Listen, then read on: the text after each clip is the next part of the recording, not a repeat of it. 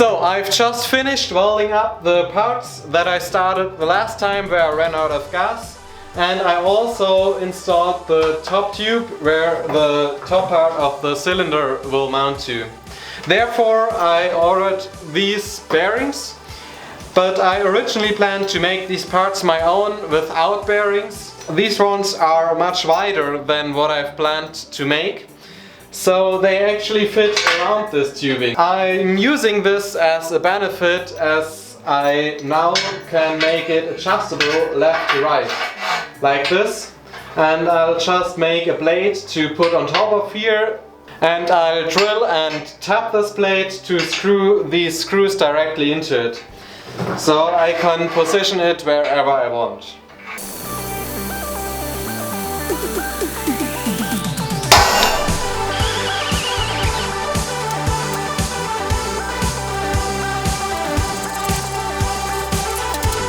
Sorry, it's raining a little bit outside, so it's pretty loud in here. But I've mounted the bearings here in the top.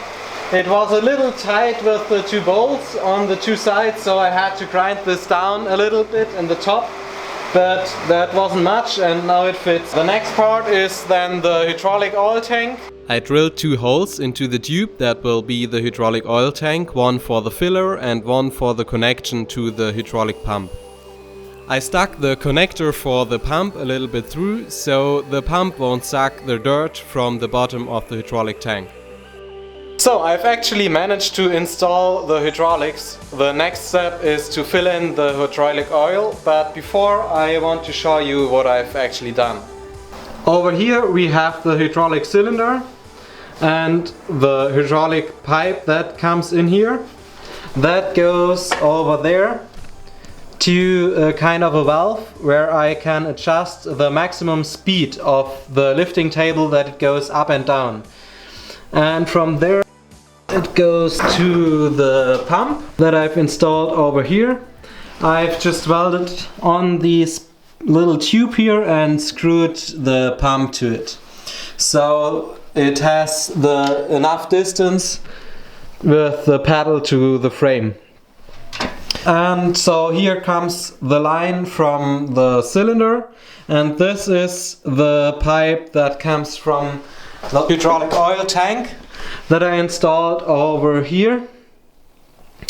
Over there I can fill in the oil, and it's a little bit angled down to here where the pipe goes to the pump, so there's always enough oil.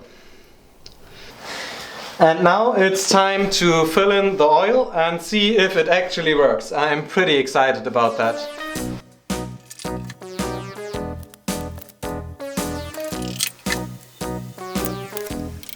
I probably should have made a bigger infill hole.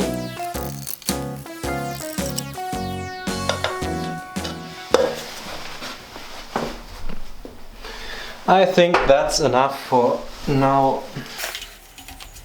Oh, and now this should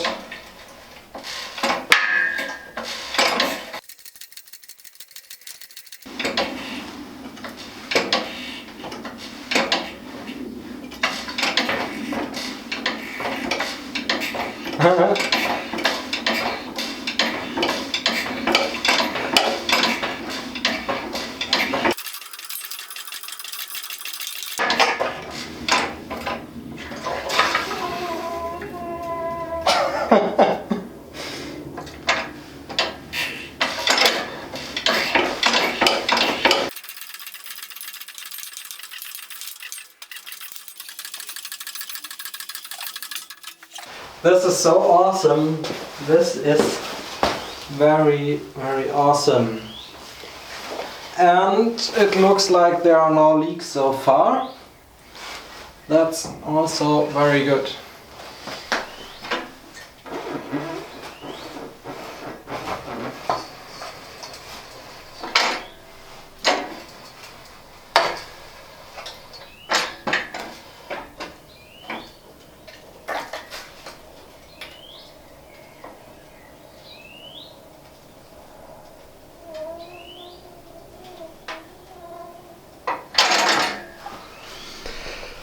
So now that it works, I want to lift something with it, and I will lift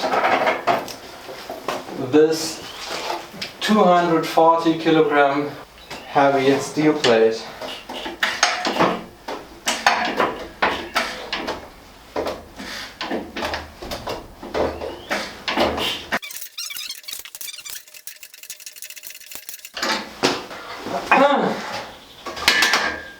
That's crazy cool.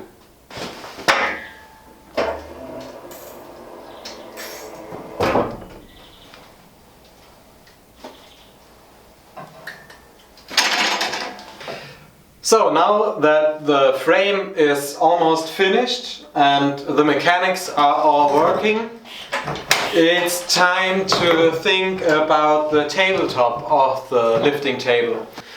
It will be this steel plate, and this still needs to be cut to size, what is pretty challenging as this is 15 millimeter thick, and I'll still have to figure out how to do this. So I've just built this little attachment. It's just like a trash build. This tunnel can run along one of the leftover tubings that I will use as a guide, and I can adjust the height of the angle grinder. So I'm basically adjusting the cutting depth of it. And hopefully this will help me to cut this 15 millimeter steel plate properly. We will see.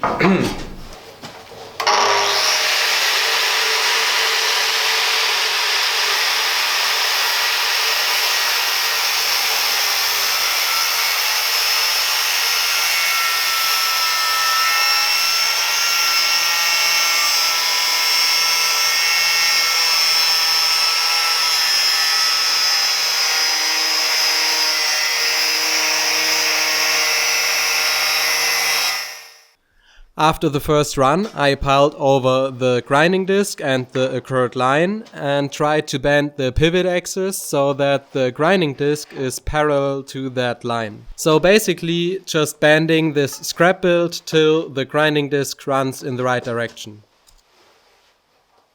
And then it's just a matter of grinding and grinding and grinding and a lot more grinding.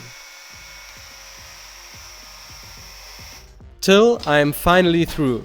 It took me about 2 hours and 3 cutoff discs to make this single cut, but I think it's by far the cheapest way to do that.